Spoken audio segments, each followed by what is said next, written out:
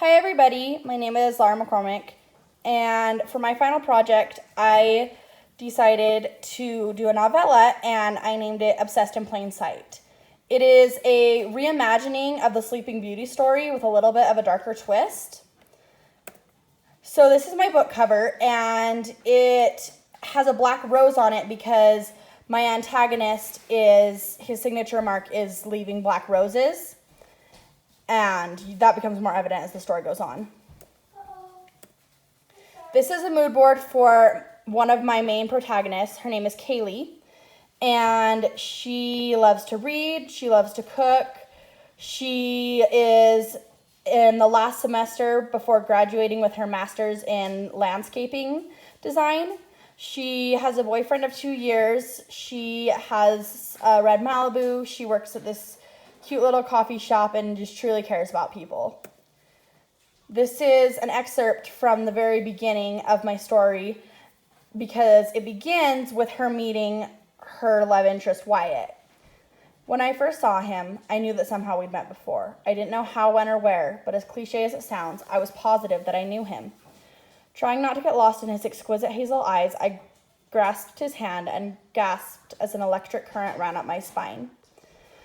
So she meets him, and then it jumps to 2 years later when he is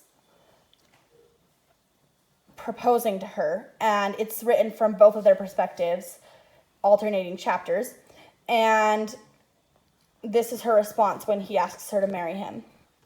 Yes, she jumped up and threw her arms around me before pulling back to look at me again. I pulled a delicate diamond ring out of the box and slipped it onto her left hand. As I watched her examining the exquisite detail, I noticed her eye catch on the engraving 1434325. What does this mean? The confusion in her voice was evident. You don't remember? The first time I said I love you, I said, I love you with all my heart, which translates in numbers to 143425. I held my breath waiting for her to say anything else and put me out of my misery. And she is overjoyed that he would remember this detail that shows a little bit about their relationship. This is my mood board for my main antagonist, who is the other main character in this story. His name is Aaron, and he met Kaylee in a class that they both took 3 years ago and became completely obsessed with her, creating a relationship in his mind that didn't actually exist in real life. And I tried to represent that through this mood board. He has left her gifts. He drew a giant black rose across half of her car. He's left her gifts, and he was unfortunately responsible for the death of her parents. This is an excerpt from his point of view after Kaylee agrees to marry Wyatt, which he watches from a distance. How dare she? How could she tell him she would marry him when she loved me? I knew that she loved me and she just didn't want to hurt his feelings. But this took it to another level. She belonged to me. How could she let him spin her around and kiss her when she had told me that she loved me? I knew that every time she smiled, every time that she said, I love you, she was talking to me. I had left her gifts, notes, and prayers, and she still hadn't recognized me. But it was time for her to truly be mine.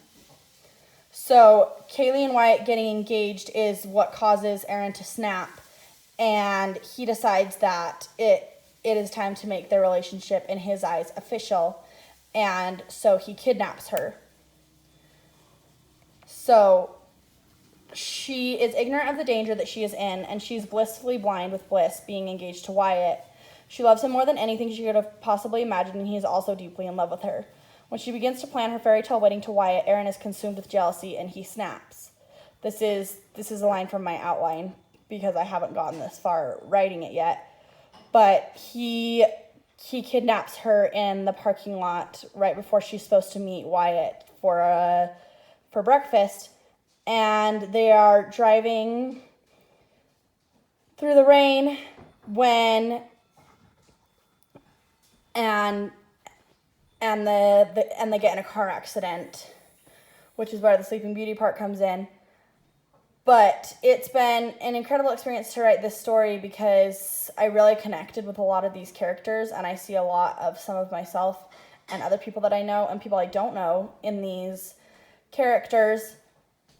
And sorry, I lost my train of thought. But I look forward to continuing to write this story and to see what happens as more and more of my characters' personalities emerge. And thank you for watching my presentation.